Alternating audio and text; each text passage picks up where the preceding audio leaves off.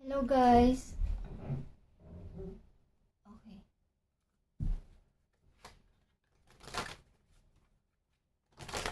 Libra, this is for you. Message nyo Libra today. Para to sa mga Libra guys. At kumusta na kayo lahat? Okay. Libra, this is for you.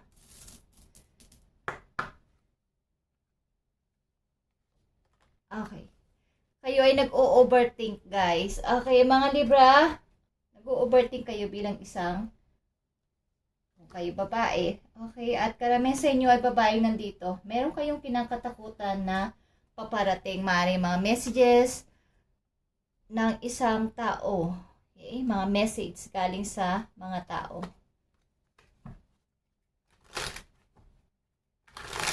Silipin natin ang inyong pag-ibig guys. Nag-o-overthink kayo. Something may mga alalahanin at worries. Guys, alalahanin o worries sa inyong kasalukuyan. Maaring kayo ay isang butihing ina dito or isang ate. Okay?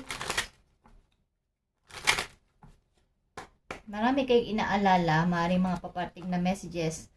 At sa pag-ibig nyo, someone is wearing a mask in this relationship at distance na kayo ngayon. Okay, Libra?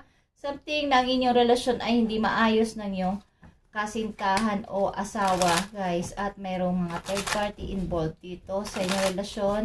Maring hindi maayos at distance na kayo ngayon, separation ay naranasan nyo, or ito ay ang ilan sa inyo ay temporary mo nang maghihiwalay para malaman ng bawat isa kung kayo hiwalay o magkakahiwalay muna is mag-grow pa ang inyong pagsasama o ang inyong relasyon. Maring may pagsubok, mga pagsubok na naranasan ngayon sa inyong relasyon, guys. Maring pa may pag-overthink kayo o mga worries na naranasan sa kasalukuyan sa Libra nandito. At ano pang message for you? Okay, travel, experience new things. Ilan sa inyo ay nakatakdang mag-travel at ito ang kakatahimik na yung isip kung kayo ay lalayo muna sa mga magulong paligid.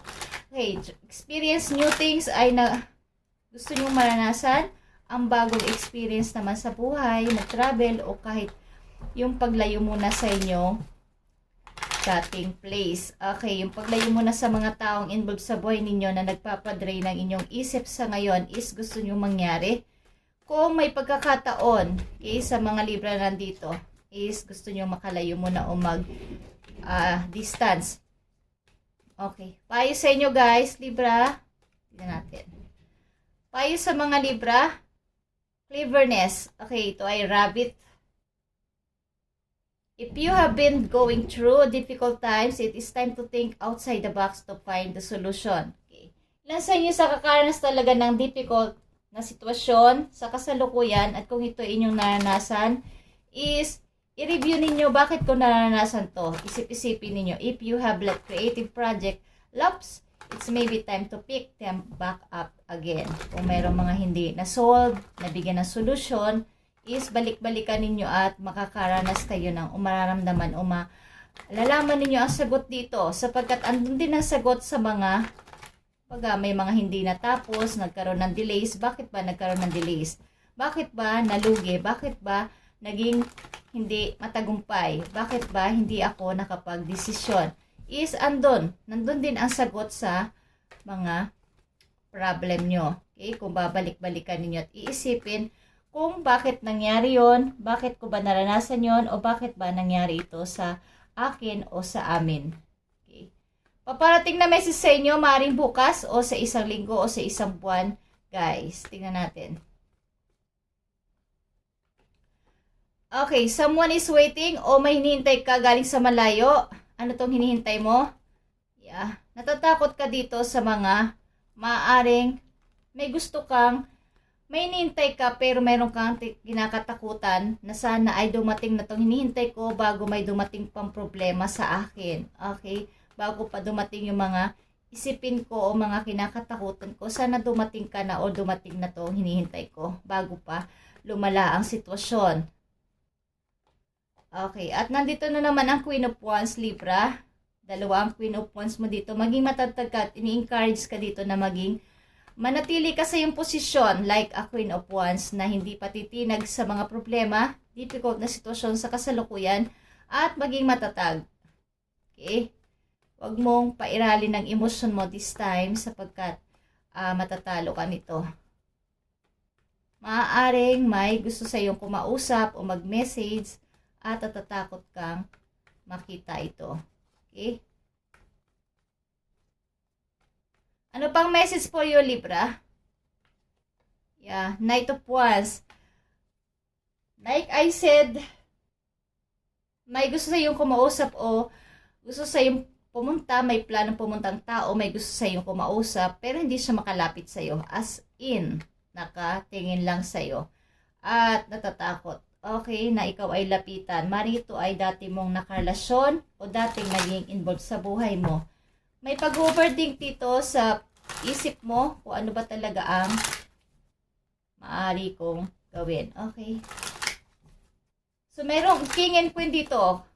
Maaring same fire sign itong nai-involve sa buhay mo o may fire sign na energy na mapaligid sa'yo, guys. Okay? Aries, Leo, Sagittarius is here. Malakas. Malakas na malakas ang fire sign. Libra. Tignan natin to, Libra. Maaari mong gawin, Libra.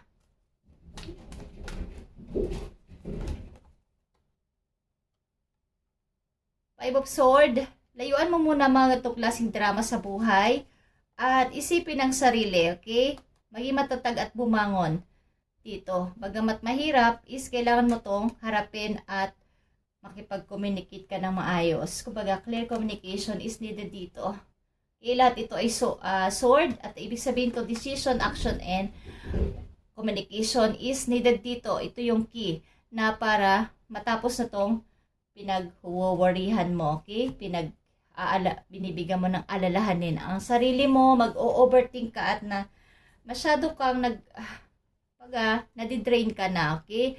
So, ilan sa inyo gusto mo nang lumayo sa lugar na to, gusto mag-travel, na anong naisipan nyo, gusto nyo munang umiksit dito para magkaroon ng kaliwanagan ng inyong isip o magkaroon ng kapayapaan naman ng isip ninyo sa mga nakapalibot sa inyong taong madadrama, okay? So, tingnan natin ang isa pang message po you, Libra, para magkaroon ka ng idea. Maraming mabigat ang energy na nakapalibot sa iyo, Libra. Okay?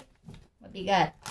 At kung may mga dapat kang tapusin na trabaho, tapusin mo na sa lalong madaling panahon para hindi ka makulangan sa oras. Okay. Message for you.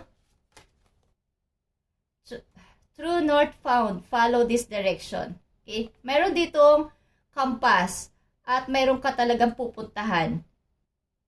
Meron kang pupuntahan dito, mga direction nito, northwest, east, south. Okay, at nakita ko dito ng south.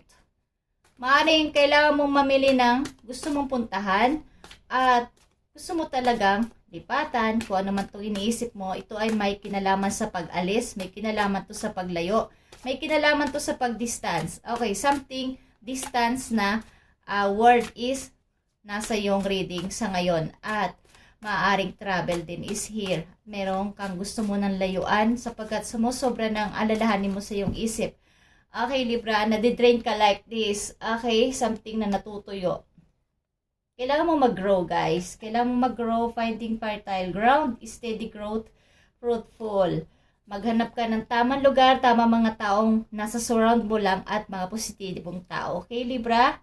Thank you and God bless, Libra. At pagpalain ka ni God kung saan ka man lugar andoon at anong ginagawa mo, anong iisipin mo, anong mga decision mo sa mga susunod na araw is maging maliwanag ang isip mo. Okay? Thank you, Libra, and God bless.